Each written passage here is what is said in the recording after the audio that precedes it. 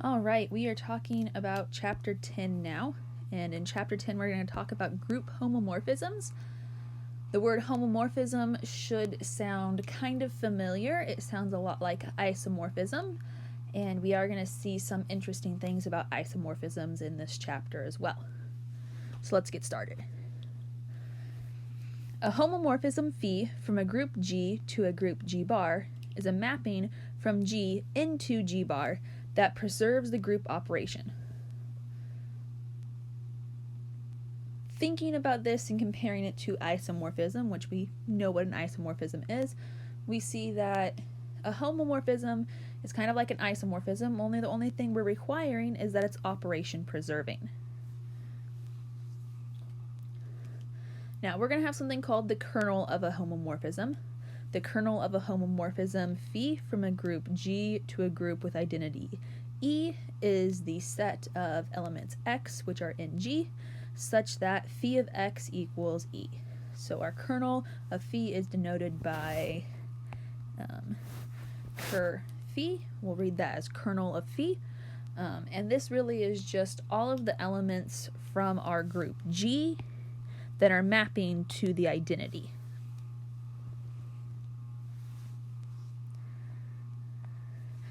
So, an important question that we want to pose towards the beginning is, are all isomorphisms also homomorphisms? And what is the kernel? So, focusing first on the first question, are all isomorphisms homomorphisms? What do you think? Well, an isomorphism,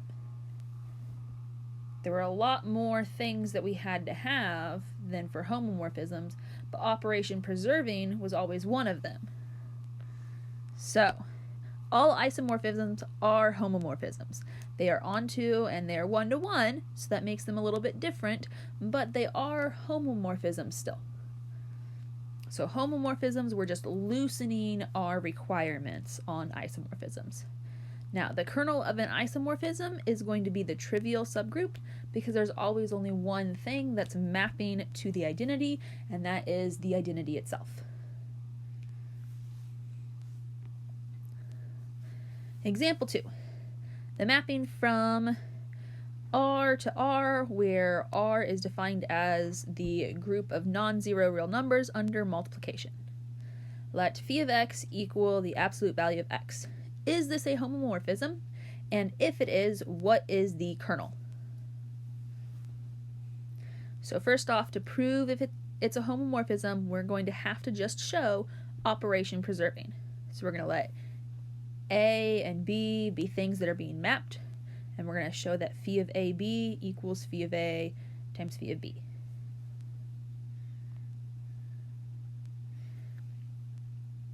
So we're showing that it needs to be operation preserving. We've defined what phi of A and what phi of B look like. We're considering phi of AB. We show what it is. We simplify what it's equal to, and we eventually show that that is phi of A times phi of B. Thus, phi is operation preserving. Now, to find the kernel, we need to remind ourselves what the identity is of R. We're mapping to R the real numbers, non-zero real numbers under multiplication, and the identity is going to be 1. So what will map to 1 when we're using the absolute value? Under phi, we know that both -1 and 1 map to 1, the identity. Therefore, our kernel of phi is equal to the set -1, 1.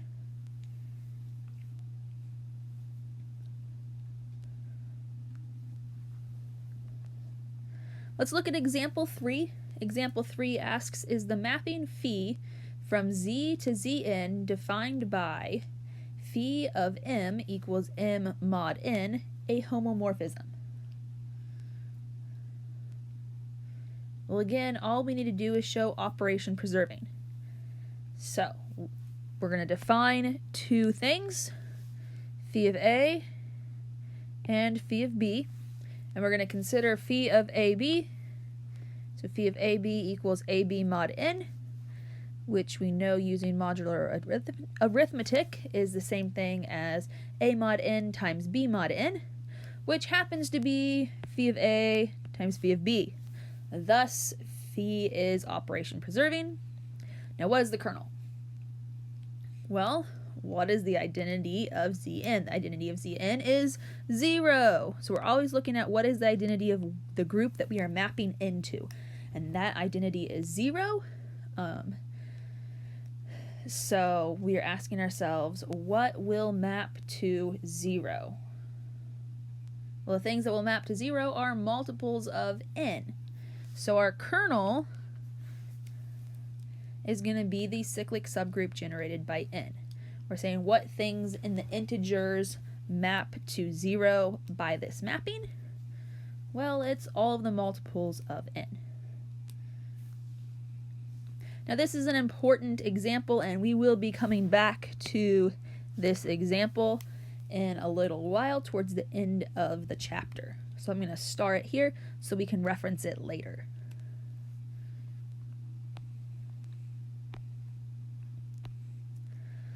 Now we're going to get a couple theorems here that are fairly long theorems that give us quite a few properties. I'm not going to read through all the properties for you. You can pause and take the time to write them all down for yourself or look the theorem up in the book. But I just want to make sure that we see them together, and we are going to be using quite a few of these later on as we do examples and as we work through the example problems on the next video, where I work through some problems that we would have normally done in class. One important thing that I think you should make sure that you recognize is that the kernel of phi is a subgroup of G. So our kernel is always going to be a subgroup of the group that we're mapping from.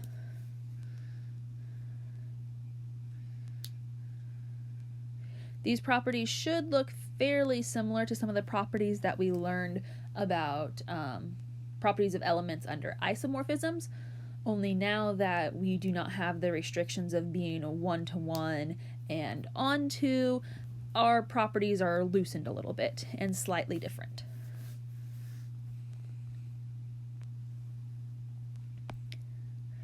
We also have a bunch of properties for subgroups under homomorphisms. So these are properties for our subgroups. So if our subgroup was cyclic, once it's been mapped, it's also going to be cyclic. If it was abelian, once it's mapped, it's going to be abelian. If it was normal, once it's mapped, it's going to be normal. Part 5 here tells us that the order of our kernel, if that's equal to n, then it's an n-to-1 mapping from G to phi of G. And when we're saying phi of G here, we are specifically talking about the group that we're mapping to.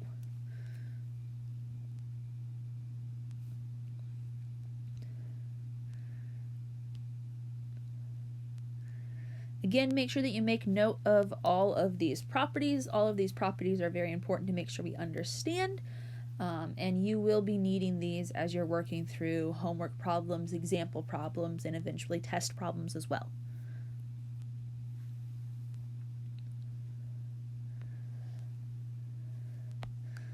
Now, a nice corollary to this is that kernels are normal.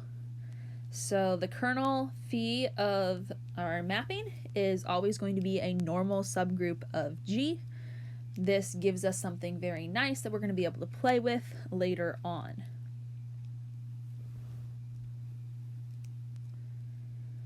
So let's look at example number 4 here. It says define phi as a mapping from Z12 to Z12 by phi of x equals 3x. And let's verify that this is a homomorphism. So to be a homomorphism, we just need one thing, and that one thing is that's operation preserving. So we're going to say we need two things when they are combined using addition, since these groups are under addition, that and then mapped, that it's equal to the same thing as if each element were to be mapped and then combined via addition. So let's take a look at how we do that in practice. So we check that it's operation preserving. and we see that it is operation preserving.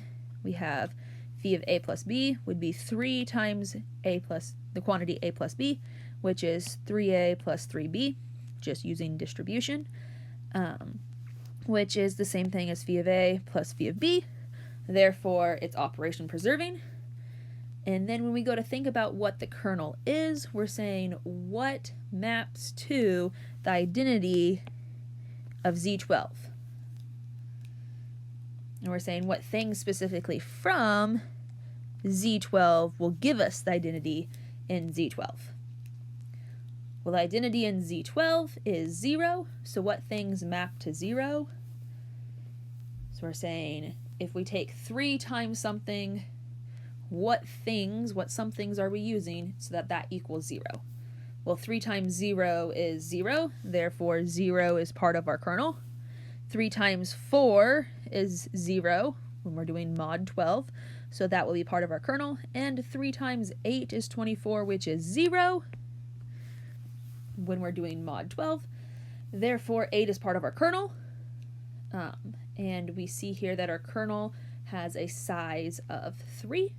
So by property 5 of theorem 10.2, we know that phi is a 3-to-1 mapping. Now notice that we may not necessarily hit everything in the group that we're mapping to, because we're just mapping into, not onto. So we may not hit everything here because we're just mapping into the group, not onto the group.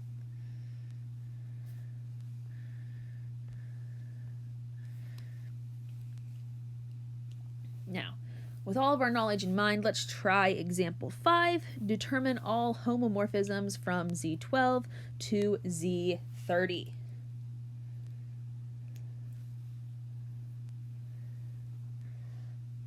Oops. So determine all homomorphisms from Z12 to Z30. We will first use property 2 of theorem 10.1. We will use Lagrange's theorem, and we'll use property 3 of theorem 10.1. So these properties tell us that the homomorphism is completely determined by the image of 1. That if 1 maps to A, then X maps to XA. And they also tell us that the order of A must divide both 12 and 30. So, thinking about the order of A, we only have a couple possibilities. Things that divide both 12 and 30 is 1, 2, 3, or 6. So that gives us order 1 would be 0, order 2 would be 15, order 3 would be 10 and 20, and order 6 is 5 or 25.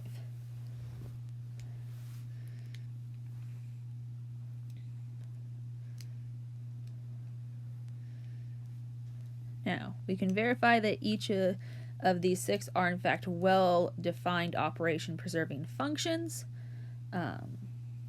and we could do that by going through and just saying phi of x equals 0x, phi of x equals 15x, phi of x equals 10x, phi of x equals 20x.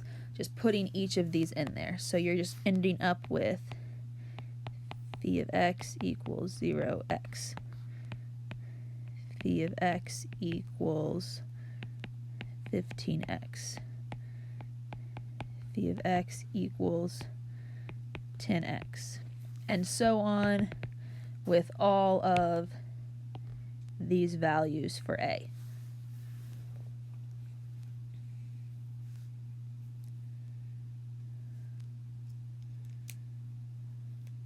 You might also note here that the greatest common divisor of 12 and 30 is equal to 6. This isn't a coincidence, and we're going to see some interesting things with this as we move forward this semester. And make sure that you are also reading through your textbook, because your textbook does go into deeper detail on some things.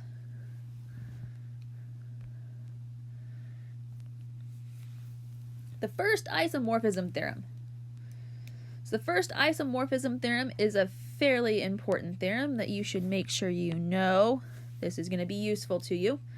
And it says, let phi be a group homomorphism from G to G par, and it talks about this mapping. This mapping from our factor group of G by the kernel of phi, which we know that we can do this because the kernel of phi is a normal subgroup of G, and we're mapping to phi of G. So this is where we are landing. This is our image of our function. And this is given by G kernel of phi mapped to phi of G. And this is an isomorphism. So this gives us a nice isomorphism that we can look at based on homomorphisms that we know, which is going to be kind of useful to us as we're looking at some of our examples. A nice corollary to this is if phi is a homomorphism from a finite group G to G bar, then the order of phi of G divides both the order of G and the order of G bar.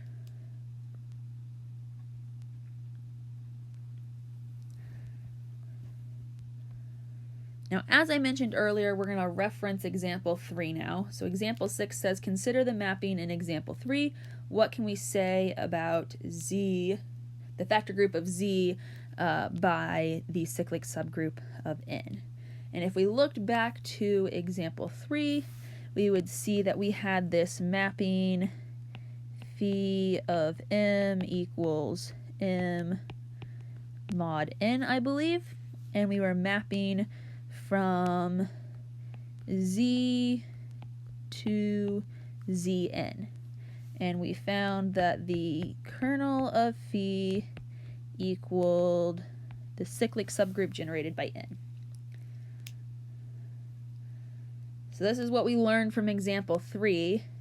Now thinking about our theorems, our theorem 10.3, what we just learned right up here, says that we have a isomorphism going on.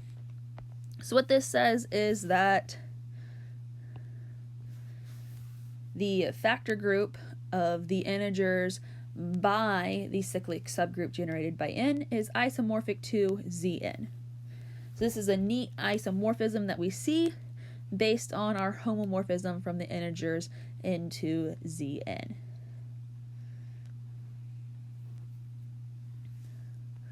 Alrighty, we have one more theorem and then we are done with chapter 10, and we can move on to some more examples from chapter 10 in our next video.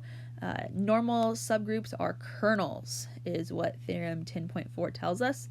So it tells us every normal subgroup of a group G is the kernel of a homomorphism of G. In particular, a normal subgroup N is the kernel of the mapping from G to Gn from G to the factor group of G by N. Alright, so that is all that we have for chapter 10 in our notes. We're going to take a look at a few of the examples that we would have normally done in class. I am going to leave a few of them for you to try on your own, and you can reference Blackboard for the answer key. That way you can always check your answers. I'm going to have those available to you so that you can look at them at any point in time, not waiting until we would have talked about them in class. So if you have questions, make sure that you're emailing me, and just keeping up on your work. And thanks for working with me as the semester's gotten a little bit different.